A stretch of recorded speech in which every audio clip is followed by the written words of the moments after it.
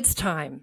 It's time for you to live better. It's time for you to feel healthier. It's time for you to live longer. It's time for you to enjoy your journey. It's time for you to understand your body and your mind. Thank you so much for joining us on It's Time today. We are your hosts. I'm Linsly Donnelly, your citizen scientist and your longevity expert for midlife women. And I'm Dr. Jen Wagner, physician and holistic performance expert. Welcome to It's Time, powered by Prosper.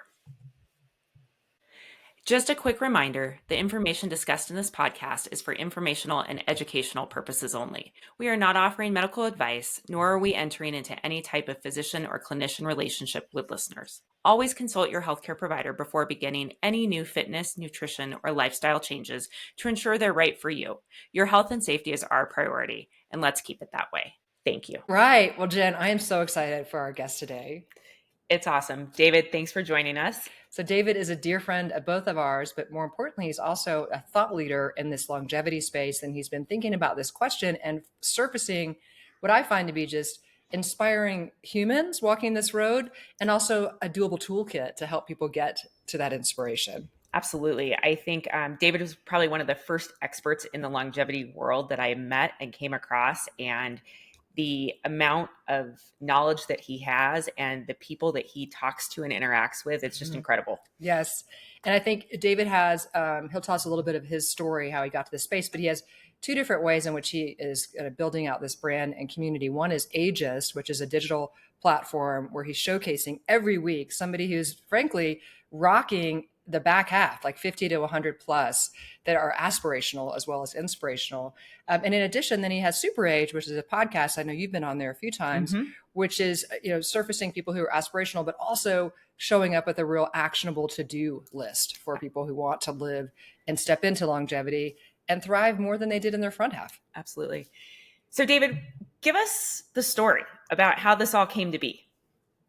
First of all, I'm like, somewhere between intimidated and grateful for that intro. The bar is so high. I hope I can come through for you guys. We got faith. We've seen you clear that bar again and again. Absolutely. So the story, so way back when I got a degree in mechanical engineering, which means that I have the ability to sort of understand science and read numbers. And then I had a long, very successful career as a photographer. I lived in New York, lived in Paris. I worked for all the big magazines, took pictures of a lot of famous people.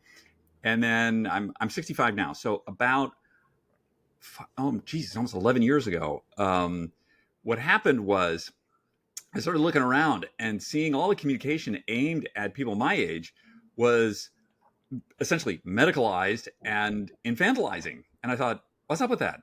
I feel fine. Why are you talking to me this way? That doesn't seem fun. Yeah. No. Yeah, absolutely. So we started Ageist really sort of in opposition to this. And, we started the research about 11 years ago. We started publishing about 10 years ago.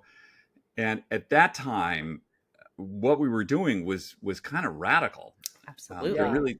There wasn't anybody. It was all AARP and pharma and these weird financial things, the nice couple in the Dockers and the retire on your boat. Yeah. Retire on your boat. Yeah. Don't ride that bike. You might fall off it. Yeah. Right. Yeah. So that stuff. And now it's really different. And the first thing we found out, we did a lot of investigation about why there was this mismatch between the way people were living and the communication. And there's a whole lot of reasons around it. Basically, it comes down to laziness on the part of the people making the communication, because communicating to people in our age group is way harder than people who are younger. Right. Because we're just really much more diverse as we age. Right. And so there was a lot of sort of quant stuff going on back then. And, the people who run these companies, these, media brands, consumer companies, these are not dumb people. They're really smart. They're just looking at the wrong thing. So they were looking at, zip code, income, health, education, stuff like all the usual stuff. That's important, but it's not the main thing. So the main thing you want to understand is, how does somebody see themselves in the future, physically see themselves in the future, which rests upon how do they feel about their physicality now?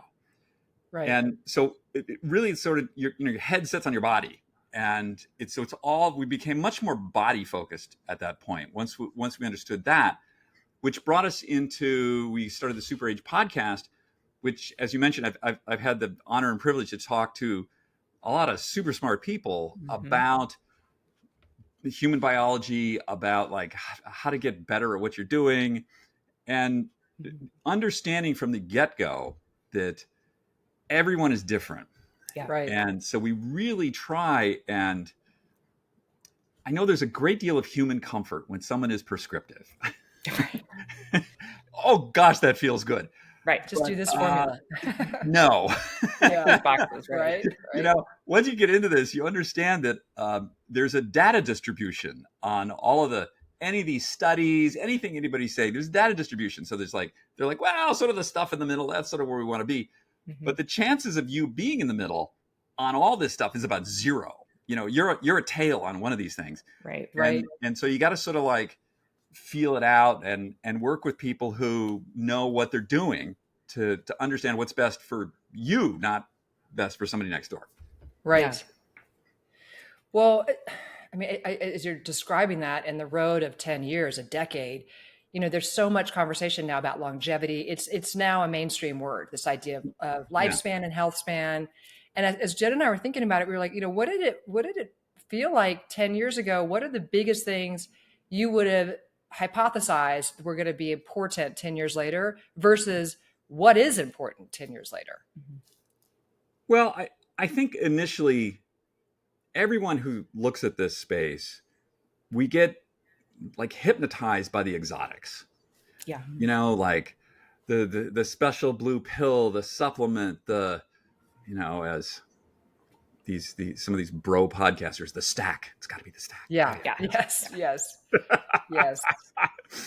But Yes. It really comes down to just like there's been no. You got to go to sleep. What are you eating? How are you moving your body? How are you dealing with your stress? What's your sense of purpose and community? That is 95% of it. Yeah. And I don't care how many cold plunges, saunas, pills you're swallowing. If you're not sleeping, right. this is not. None of this is going to work. Right. So it's really stuff that's been, like the Romans. Like, this is not new information. There is new information about how to sleep better. So, I think that one of the things that in this, like when you're 20, you can just do whatever. Like I could just do whatever. I could not sleep and just go out and run 20 miles. Like, yeah, whatever. Right. Yeah. There are consequences to actions. And the consequences are much, much less when you're young. When you're older, you really need to be thoughtful about what you're doing. You need to be thoughtful about your sleep. You need to be thoughtful about what you're eating, thoughtful about how you're exercising. I mean, you don't have to, but if you want to live a really switched on life, you just can't sort of wing it anymore. And so, for us, that's one of the things we were early on. We got to speak to a lot of people who were really big name science people, and they were talking about, some of the more exotic stuff out there. And it was like, oh yeah, that's the secret. But after a while, we've come to realize, like, it's really sort of the 5 big rocks that we call them. Like that's the name of the game. And it's the human body is like, it's like a huge ship, and it travels slowly over time. But if you do these little things, the direction of the ship changes. But you got to do it over time. It's not like, you eat well for a week and you got to eat well for 20 years. Like you got to do this stuff over a period of time. And then what I tell people is every action you take, you're either going to get a dividend or you're going to be paying interest. Right. And it's not like life is all this sort of grim, like, oh my God, should I eat the cake? Should I not eat the cake? Oh, fuck, eat the cake. You're going to be fine. Like, just don't eat it all day, every day. Right. I think that's so interesting. And David, we've spent a lot of time talking over the years about kind of these, new things that come in and everybody gets excited about the science behind it. And then a couple years later, the science turns out that maybe those studies weren't as good as we thought. Maybe they weren't as broad as we thought. So in this field where you and I have talked about how hard it is to do science for that long, what direction do you think we're going? Do you think we'll go away from trying to find the magic pill and refocus on these 5 rocks? Or do you think people will still aim for the magic bullet? I think it's a combination of all the above. The 5 rocks are not going away. Like, unless we change our DNA, like that's no. Yeah. It's just like how we are. I think where we're going with this, like you see stuff like I remember way like 10 years ago, it was all about telomeres. Okay. Telomere. Right. Yeah. That's the secret. Okay. And now it's like, yeah, that's one of about like, if you're going to have epigenetic age testing, it's one of like 10 things. Yeah. It's a thing, but it's not the thing. Mm-hmm. I think as we go forward, it's all going to be about the compute. It's all going to be about compute. So what are the inputs? What's the algorithm? And then what's the output? So this is what the like really smart people that I talk to, that's the name of the game. So, but that's like unbelievably difficult. Right. You're seeing sort of nibbling at the edges of this. So last week I just finished up, I had this company Zoe sent me a CGM, and they do blood and poop, and they measure your eating. And so like, okay, that's a little bit of a nibble on the edge. Okay. I wear a Whoop at night. Okay. That's a little bit, I run my blood work every quarter. Okay. That's a little bit. But I think where we're going, is there now wearables that can detect all kinds of molecules in your blood, that and it's based on radio waves. So it's a little bigger than a Whoop, and they're aiming for the glucose market for diabetes or FDA stuff. But it can read anything. So that, once we have things that are more like that, the problem with so much of the input is it's time delayed. Right. So you don't know I ate X or I did Y and therefore Z happened. Well, 3 months later, like, well, I don't know. So we need to bring that time window much closer together. We need to figure out what those inputs are. And then we need to look at huge population studies, and then probably layer in functional stuff like how long can you hang from a bar? Like, what's your lung capacity? What are these things? And so there's going to be a lot of sort of input, which it just boggles my mind. And that's where the compute comes in. So there's going to be some kind of compute there that says like, oh yeah, you do these things, and then eat the blue pill. That'll be better today.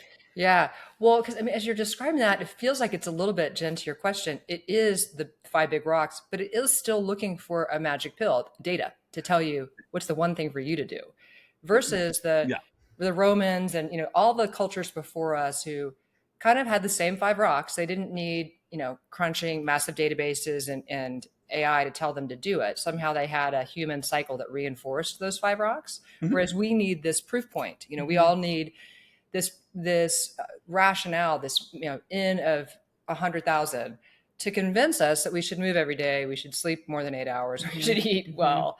And it's a little bit, maybe it's because the healthcare system has extended life in a way that wasn't possible before. But would you get the combination of, okay, it's these basic things, and if the silver bullet is better data for you, okay. But at the end of the day, you got to want to live longer, and you got to have a purpose for doing all that work. And at some point, the data is going to keep telling you the same 5 rocks, no matter how specific we get. Like, okay, maybe you move 5 minutes more and you move 2 minutes less, but you still move every day. Right. But we're fascinated with it as a culture. We just want more and more information to tell us exactly how to fine tune it, because that feels kind of like the blue pill. Just fine tune it. Just tell me the shortest cut possible I can do to be healthy long. I think that's sort of the thing now. Yeah. My buddy Brian Johnson, he's a very eccentric fellow. So Brian, I don't know if everybody has heard about Brian in our audience. We hope so, because he is a fascinating example of somebody saying, I'm going to go deep and talk. Jen and I joke that we're laboratories, but Brian is like the ultimate laboratory, like, built out over time. So give the context on Brian a little bit. All right. So Brian, yes, Brian was a bad boy. And Brian ate a lot of bad stuff, and Brian's biomarkers were horrible.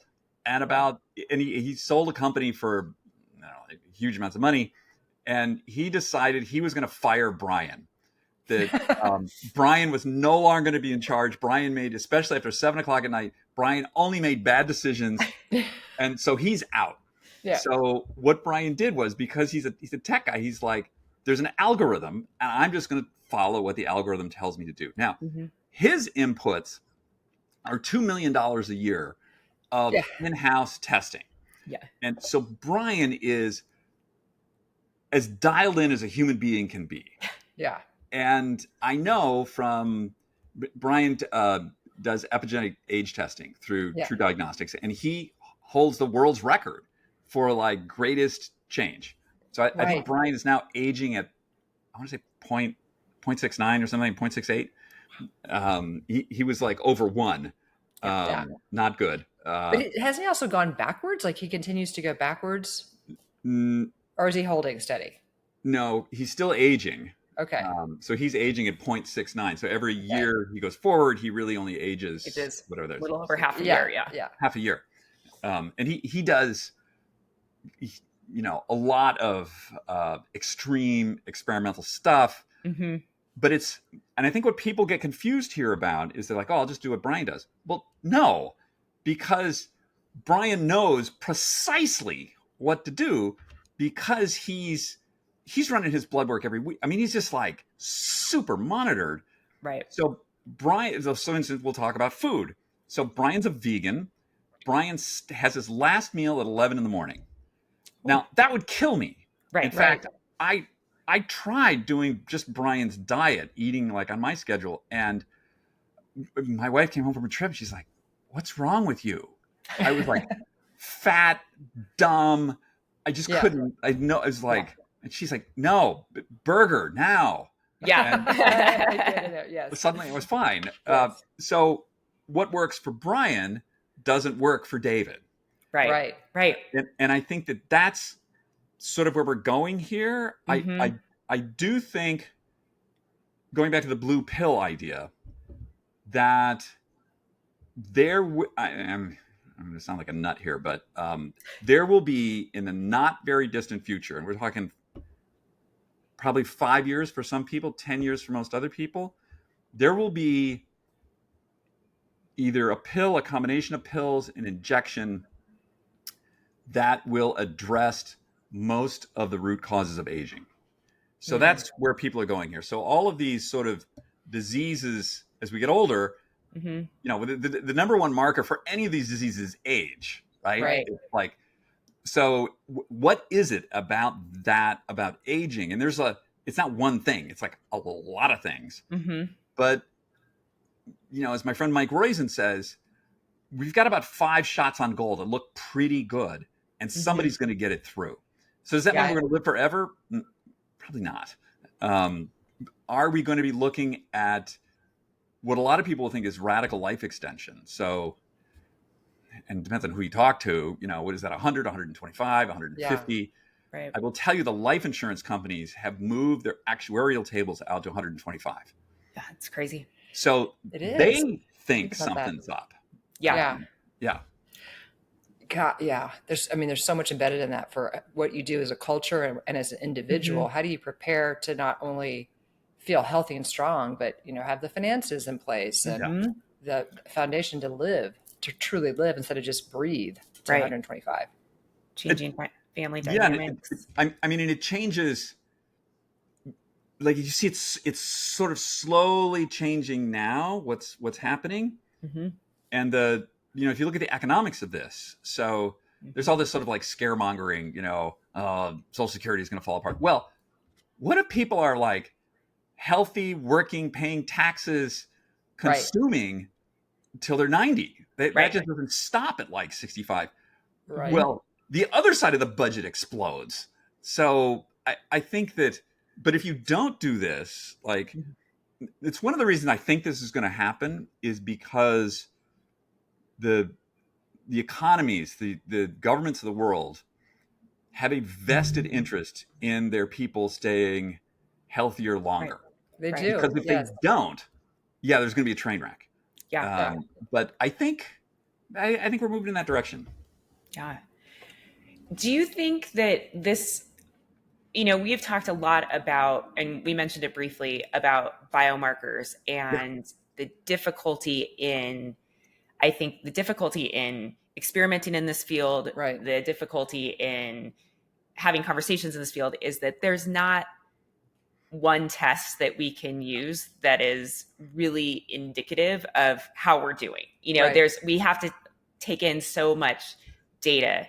To me, like, that's step one, is like, what is the one biomarker or couple biomarkers that we can use consistently to target and to know that we're on track? Because I do think from a consumer standpoint, doing all of these testing and stuff is, for a lot of people, just not available. It's not available. It's expensive. I mean, even this stuff, if it's a wearable, there is an expense to that too. Right. And is that the right data? So I don't want to interrupt David's answer because I think he's got a breadth of perspective. Good luck with that one biomarker. I'm looking forward to She that. said she had a couple. I was like, she's going to give us 2 or 3 we can do. Yeah. I think there's certain, they just like, I run my blood every quarter with Insight Tracker. So I get 43 biomarkers, and I can see if there's something really whack. My liver enzymes have been elevated for a few years. I'm not quite sure why. No one seems to be concerned about this except me. Did it happen when you came to altitude? I'm having my blood work done next week in New York, so that's an interesting question. Yeah. Because I do Insight Tracker too. It's been an interesting thing to watch how my markers have changed now that we've lived 6 years at altitude. And then when I go back to sea level, and then I ran blood tests, just 3 months when I had been at mostly sea level, slightly difference in cholesterol and in liver markers. Yeah. I'm not a doctor, but just like interesting. Jen is. Yeah, Jen is. Just put me on the spot. Jen's like, I'm not stamping approval on that test at all. It is interesting though. I mean, you think about hemoglobin and red blood cell cycles and things like that can all affect liver at one point. So anyway, we won't go down that rabbit hole at the moment. Yes. That's another episode. Yeah. I think that finding the 1 or 2 biomarkers seems no to me. Okay. I just think it's too unless somebody finds something. And I'm not saying they won't, but I think it's super complicated and really personalized. There's, you have the epigenetic clocks are much, much better now. Okay. So you have things like pace done. You've got stuff that's becoming more granular. So being able to and we're getting somewhat actionable on these things, like, or your liver's aging faster than your heart or something like that. Yeah. You might want to have a look at your liver. Like, taking that to a clinician is still, they're going to be like, what do I do? Yeah. I think that's a really important point. And I think it is, and we've talked about this a lot, that clinicians, we are not great in this country, especially at practicing preventative medicine. We're good at treating the sick. We're taught, educated how to treat the sick, how to heal, et cetera. We don't spend a lot of time, and some of this comes to healthcare economics. We don't spend a lot of time keeping people healthy. Right. And so I think, David, we've talked about this a lot, like even trying to find a healthcare provider that has the time and the bandwidth to have some of these conversations that seem a little fringy. And, as I think, just my time in the longevity field, which is like the last 5 or 6 years, it is, so many things we got really excited about, oh, it's not going to work. We got really excited about, oh, it's not going to work. And so I think that, medicine lags so much behind that it's hard for clinicians to one, keep up, and two, to trust the science to say, okay, we're going to do these things. And so what have you found, like, what are your recommendations for people that are really interested in this to try to kind of weave together a team or a strategy to get the care that they need and trusted resources to look for information? It's a lot of work. Yeah. It's just finding.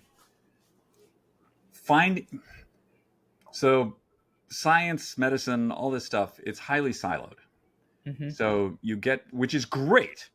Like you have some, like I had some whack autoimmune disease like 20 years ago. Yeah. There was one guy at Cornell Medical, and that was his gig. That's all he studied. So I went to him. So that's great. He didn't know about anything else, but he knew about that. Yeah. And so that's, you want that. You want that like depth of knowledge about some weird thing.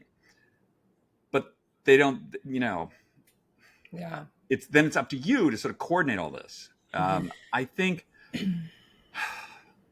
it's almost, to me, I'm starting to see medical practices out there, mostly concierge stuff, where there's like two kinds of docs. There's the you break your arm, you've got the flu. There's like a symptom that needs to be treated. There's a problem. And then the other doc doesn't really deal with that. They deal with how to keep that from happening. So, there's a lot of these podcast bros, they use the word optimize. Yeah. I don't know. That's sort of a weird word, but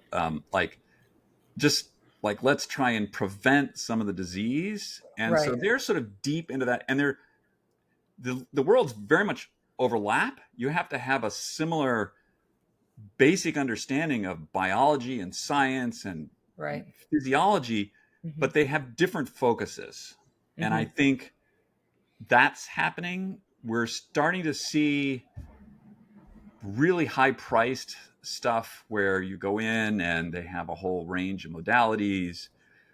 Some of these people know what they're doing. Some of them don't. I would not, unless I see the letters MD after somebody's name. No. I mean, I've heard, even in Park City, I've heard some people tell me just like completely whack shit. And I was like, what? Yeah. Right. I mean, as you think about this question, because one of the things we want to do is make the action items around longevity accessible for midlife women, right? So it can get incredibly complicated if you're interested and curious and fascinated and you want to go deep down, like, which I do and you do and David does. But there's a part of me that just kind of thinks back to my 100-year-old grandmother who was a head nurse in Texas. And she was just say, you got to take care of your own health, Lynn. Like you're the one in charge. You can't trust the doctors. You can't trust the nurses. You got to trust yourself. Go get your information and take care of yourself. And so if we took that mentality and said to midlife women, look, we know you've got 24/7 activities going on and you've got maybe 15 minutes to think about this every day. And with huge compassion for that, we want to put on offer, you've got to do these 3 or 4 things. Yeah. At a daily level, it's a different set of 3 or 4 things, maybe at a quarterly level, and a different set of 3 or 4 things at an annual level. Is there anything, if you were to kind of frame it that way for people listening, like, goodness gracious, I do not have the time to do all this research. What are those big rocks? What do they feel like at a daily, quarterly, and annual level for midlife women? A lot of people say like, oh, I don't have the time for this. It's really, did you brush your teeth this morning? Why did you brush your teeth? Right. Because it's your habit to brush your teeth. You just know that's the thing to do. Right. And I think as a base level, a lot of this is just habit formation. Mm-hmm. Did you drink water? Yeah. You probably didn't drink enough. So and it's a sort of layering in habits and behaviors. So then they don't become a burden. And, like sleep. Mm-hmm. So I like the phrase, feelings aren't facts. Yeah. Just get yourself some kind of a sleep monitor. There's whatever you like. And start to understand what things you do impact your quality of sleep. Yes. And it's so there's a lot to be said for just measuring. And people say, well, I can't do that. And I said, well, you got a clock, right? Right. You measure your time that way. Like, Right. how long does it take for you to just put this thing on at night and then look at it in the morning and just see like, oh, Right. geez, I thought I slept well. I guess I didn't. Yeah. What did I do the night before? Oh, I had 3 glasses of wine. Oh, look at that. Maybe I should Right. not. Maybe I should change that, or Yeah. whatever, and start to understand the responsibility is yours Right. on this stuff. But to understand the big stuff isn't that hard. That start with something like sleep, because that's, to me, you can't do anything unless you're doing that. Right. So get that, like, it doesn't have to be perfect, but you're going to understand what has a consequence on other things, and how once you get your sleep really good, how awesome you feel the next day. Maybe you don't want to feel awesome. Maybe you don't feel like crap. Okay. It's an option. You can do that. But start to sort of figure in these habits of like, okay, I need this much movement every day, whatever that is for you. And then put that in and just be like, okay, well, geez, it's really hard. I got kids. I got my mom. I got this. I got that. But I bet, how much time do you spend on social media today? Don't do that. Right. Yeah. Make the trade. And just sort of build these things in and understand the nutrition thing is really hard. And I'm going to ask you a question about that in a minute. Okay. It's super hard and super personalized and sort of day to day. It's hard, but there are tools to figure that out. If you want, I personally think everyone should once in their life wear a CGM, a continuous glucose monitor. Absolutely. Yes. It will, the knowledge you will get out of those, 14 days will blow your mind. Yep. Totally. I still wear one once a quarter because there's a different food I'm trying, and I'm like things I bought at the store because I'm trying to solve for protein. So I buy this product at the store, I eat it, and then my glucose goes crazy because there's some other set of preservatives in there that are firing on. Yeah. It's not actually doing what I wanted it to do. So don't buy that anymore. Right. So, I think you're dead on, David, to wear those. I think that's a good thing. If you're going to exercise, you can become a little more, if you're just a little bit quantified about it, like you wear a heart rate monitor, which can also double as your sleep monitor. You can understand like, oh yeah, I need to get this kind of cardio. Oh, well, how do we define that kind of cardio? Oh, well, it's because my heart rate is within this window. Okay, great. So it becomes a little more purposeful, and some people don't like that, and that's fine. Like, I know, like, Arnold Schwarzenegger is very against all this stuff. He's just like, I can just see my pants don't fit, I eat less. Okay. I just know. Yeah. And I think bringing those ideas back to women adds a level of complexity, and I think that's where some of these monitors can be really helpful, because we know we have to change the way we're moving. We know we need to change, our metabolisms change. And so like wearing a CGM, even if you just do it once a year, kind of through this perimenopausal transition and learning like, oh, this food I used to be able to eat and not have a problem, and now it's causing some problems. And just to be able to make small adjustments like that, I was shocked when I wear one probably twice a year, and like bananas. Right. Terrible. Like my glucose goes, I can eat a bag of Skittles. Yeah. It's okay. I eat a banana. It's like whoosh. Which you wouldn't think, right? Right. So it's so it's just, do I still eat bananas? Yeah. But do I have like a handful of almonds with them, or put some Skittles, peanut butter or some Skittles? But so I think that, especially as we're going through these times of change, having a little data to say, oh, wow. Or, this worked really well too. And like celebrate those wins. Yes. Well, because with talking about how, bodies change with hormones, I'm postmenopausal. And so Jen was the first one to kind of clue me into the idea that I needed to eat more protein, before I worked out, right? With energy availability. So I'd wear my glucose monitor. And one of my favorite vices is this. It's a coffee with chocolate and milk in it. It's a mocha. There's nothing healthy about it, maybe some protein, but not enough. And when I wear that glucose monitor, it would shoot up. No surprise. And then I would just eat a little bit of protein with it, cheese. I mean, a little bit, and it just settled right back down. But I would never have thought I'm going to put a piece of cheese in my mouth with my mocha. Right? Yeah. If I wasn't tracking the data. I heard a great, someone used this great analogy the other day about if I eat something that I know is going to drive my glucose up, I just put a jacket on it. So it was like, I don't have a pretzel without some hummus, or I don't, I don't have, and I was like, that's a really good way to think about that. I put a soft, snuggly jacket on it. I love that.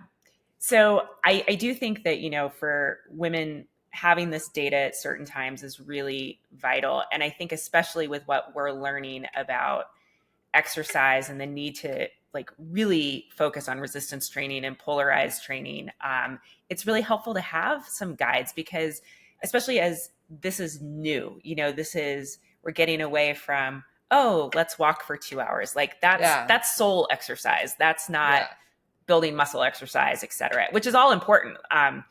And so I do think that being able to monitor kind of how you're doing, where your heart rate is, what's your recovery like too, because I do think we need to focus on that when we're changing what we're doing. 100%.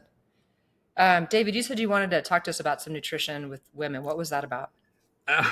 So intermittent fasting.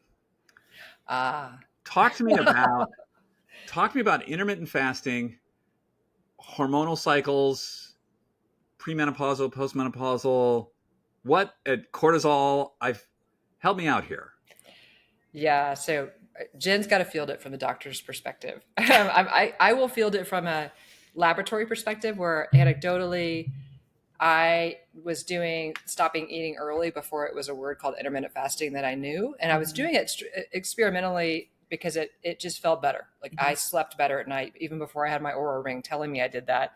I knew that I slept better at night if I stopped eating earlier.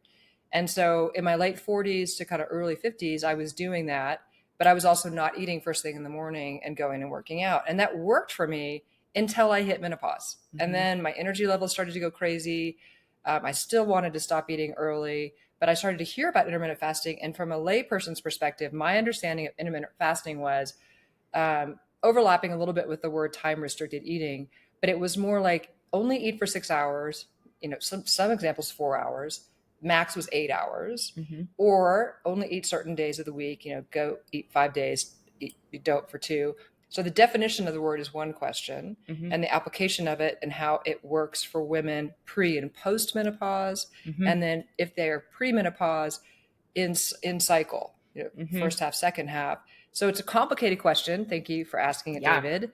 And then the last point on the sort of layperson's experience, I would say, is as a woman, as a mother of daughters and sons, there is a whole application of it, which is can be a little charging and alarming for your kids not to see you eat. Absolutely. Right? This is a whole thing. And socially, it's very challenging to go out to dinner at 4 p.m. Right? So there's the research, there's the question around the research, and then there's whatever research you decide is yours. There's the execution of it, which can really never be 100% in my experience if you're trying to balance more than just a life of one. So that's my preamble. Yeah. I think we're still learning a lot about this. And I think the first place to start is intermittent fasting versus time restricted feeding. And now it's even moved into circadian feeding, your meals match your circadian rhythm, which a lot of people who don't think intermittent fasting is good for women do believe that timing your meals to your circadian rhythm is really important. Yes. So I think it gets really technical and I think super confusing for people. Probably what I've gleaned from reading a lot about this and talking to a lot of really knowledgeable people about this is for women, as hormones start to fluctuate, basically we lose estrogen is kind of the main anabolic female steroid. We do have testosterone, which is important, but estrogen is kind of what's driving our ability to build lean muscle. So when estrogen levels start to fluctuate, we lose that capacity. And so what we think is cortisol is high in the morning. Usually estrogen comes in and kind of blunts that, gets us ready to go. When we lose that estrogen and we don't have that hormonal way of blunting, Yep. Of blunting our cortisol levels, our body goes into kind of what we think is starvation mode. And so if we're not fueling in the morning or before we go exercise, we actually start to break down our lean mass, even if we're doing resistance training, et cetera, because our body doesn't think there's enough fuel available. Right. And so it becomes almost a central nervous system thing more than it becomes a gut muscle problem. So we're kind of retraining our central nervous system. Fuel's coming on board. The hypothalamus knows we've got some fuel on board. I'm going to be okay. I can dedicate these proteins to build muscle, et cetera. Yeah. So I think that's one thing that we've found. And I think also on the flip side of exercise, there was a lot of talk about this anabolic window for a long time, right? And, you've got to eat in certain time periods after you exercise. For men, it probably doesn't matter. It's probably a little bit longer. For women, we actually do need to fuel again after exercise with probably 30 to 40 grams of protein. Yes. Within about an hour, maybe 90 minutes. Yeah. And so what that looks like is, I want to be pretty explicit, because people hear this or they read it and they're like in their own kitchen going, what's going on? Is that for many people, the first thing they do in the morning is they work out, right? You get up in the morning, you have your cup of coffee, and you try to add a little protein to it. Tons of ways to do it. Protein powder, bite of cheese, whatever your protein source is. And then you go do your workout, and many people get caught up in their day. They're like, I'm going to go get the kids out for school. I'm going to go to work. And they forget it. And so as much as we always say whole foods are the way to go, it might realistically be you're always packing protein shakes with you in your car, to the gym, at the office, so that you can get that critical time period where you've done all this work to get up in the morning and work out. Do the extra 45 seconds to power back a protein shake if you can't get the whole foods in. Yeah. So I think, as women age, we depend on our central nervous system to kind of change the way our muscles are firing when we lose estrogen. And to do that, we have to be fueled. And so I think it's kind of just a cycle that needs to be completed. That's for active women. For people that are not active or people with certain underlying metabolic disease, fasting can be a really powerful tool. So again, I think it comes down to what's your activity level? What are your goals? Do you have some underlying medical conditions? Because, the thing about fasting is it's free. Yeah.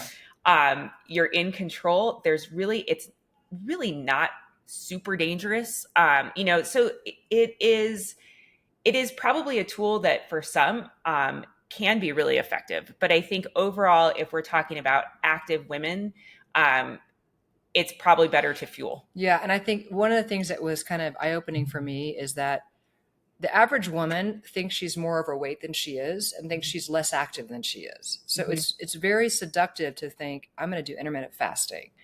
And I think the watch outs that I've now learned about are, we first of all say it's so important to move. So please do. So move. And it's okay to feed yourself when you're moving. This idea of a perfect formula of calories in, calories out, that is changing dramatically. The type of calorie is different. Macrobiotics matter, or macronutrients, let me get the right word out, matter. And the timing of when you take those calories in matters, and the way it's related to activity. So I think it has gotten very seductive to go to intermittent fasting, to be like, this is how I'm managing, especially midlife women. I'm managing my 15 pounds I put on, and it is counterproductive and therefore very demoralizing and makes it harder and harder to do the basics that will fuel the energy. Yeah. And I think back to women that are cycling, and I think we're still learning a lot about this. This is a relatively new area of study, when only 6% of performance research is based on women. We don't know a lot about this, but, we do know when estrogen's high, we can put on more muscle. And so, having adequate protein during that phase is important. But then we also know that when progesterone is high in our second half of our cycles is where our body starts to break down. It's a catabolic state, so we actually need enough fuel on board in the second half of our cycle, so we're not breaking down lean muscle. And so, fueling through both stages are kind of serving different purposes, but it's really important. And again, it comes down to, I think we're just finding out that more protein is better. And fueling in and around workouts just is the way to prevent our breakdown of lean muscle mass, which gets so hard to build as we get older. Yeah. That's a long answer, David. Does that help? two women. You know what I would love would be, the CGMs. Yeah. Or like a CPM. Oh yeah. Because I think this question of, protein. Okay. So, I weigh 170 pounds. Am I supposed to eat 170 grams of protein? That is a project. Right. And then, then you have the energy balance. How many calories,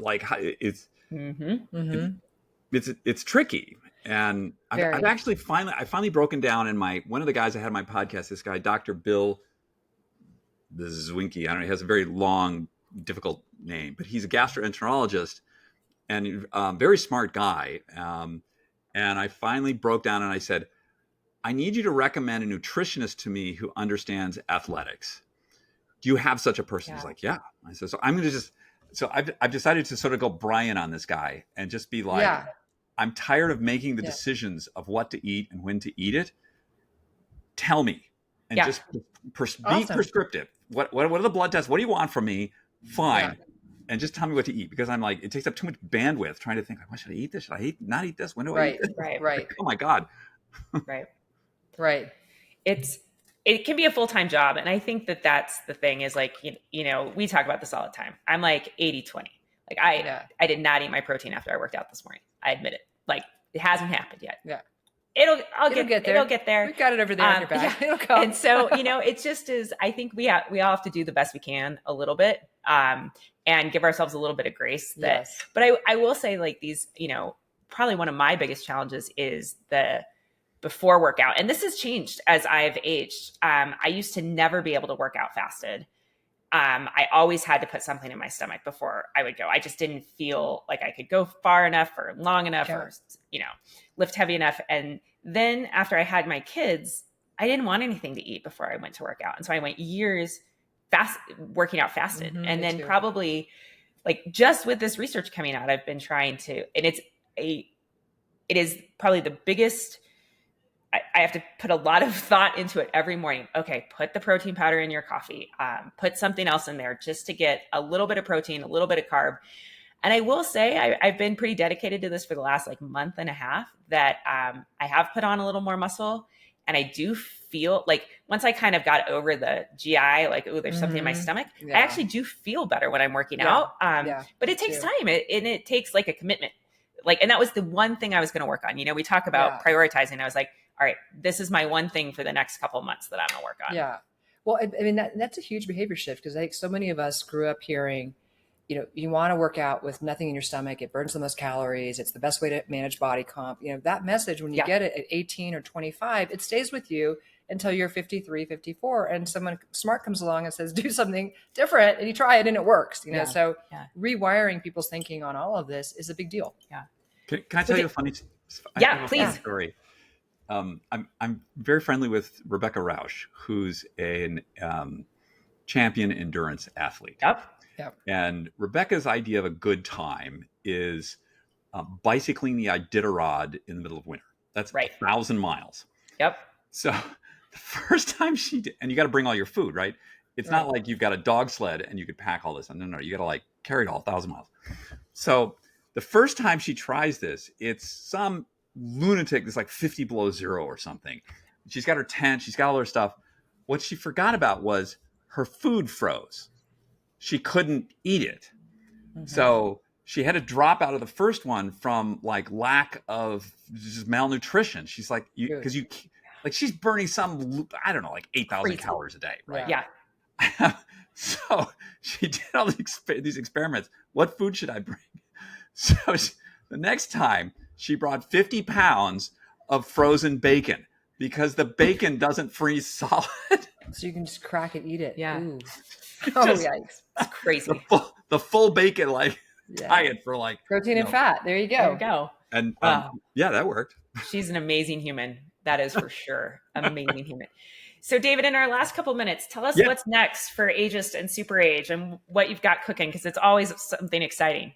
Um, okay. So what's going on is we just today I'm probably going to sign a deal that I've been working on for months, and SuperAge is going to become a much bigger thing. So Awesome. SuperAge will become its Hooray. own Hooray. independent media company, and our what we're doing is we're selling an ethos, and that ethos is you are braver, you are stronger, you're more capable than you think you are, and it's not entirely age dependent.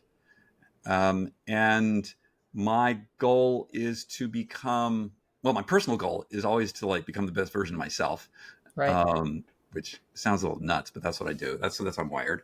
But what I want to do though is I think about what Phil Knight did. So when I was, 1972 or 3, I'm like running in the street, training for track and cross country. The only time anyone ran was someone who was chasing you. So it was like a really weird, aberrant behavior. Yeah. Phil Knight changed that. He sold a lot of sneakers. That was the point of it, selling sneakers. But he changed body positivity. He changed athleticism. He changed fitness. And he moved it on like a global scale. Right. And, again, sold a lot of sneakers, but he did this other thing. So that's what we're looking to do. Awesome. I think that this is going to be, I've learned a lot from Ageist. I've learned, how to help people take actions, how to simplify it, how to tell stories. And I've partnered with some people who are very good at dealing with scale. So that's, awesome. I'm looking, the beta will be probably beta in market like mid-October, I hope. Nice. And then by January, it'll be full game on. So I get to be Graydon Carter, which is really, I always like Graydon Carter has like the best job in the world. So I'm going to be like the health, fitness, age Graydon Carter. Oh, I love it. Excellent. I love it. Excellent. I miss his editorials. Well, I think we also want to make sure we get time with you on a separate episode because in the work you do with Ageist, there are so many inspiring people that you've met who are just great icons of how to really live life 50 and beyond. So I want to reserve date on your calendar, on your dance card to hear some of those people. Awesome. Absolutely. Well, thanks for spending some time with us. We appreciate you, and always fun to learn from you and visit and chat. Yes. And thank you for scaling SuperAge, because what a gift to give everybody who is 50 and younger to have this massive movement. Well, fingers crossed. Yep. Yeah. All right. We'll talk soon. Thanks, David. Okay. Thanks. Bye-bye. Thank you. Bye-bye. Thank you so much for spending your time with us here today. If you liked what you heard and you got some tips on how to live better right now and for the long haul, please help us reach more midlife women. Please share and rate and like this show. And we can't wait to continue the dialogue with you on our next episode. Until then, thank you. It's time.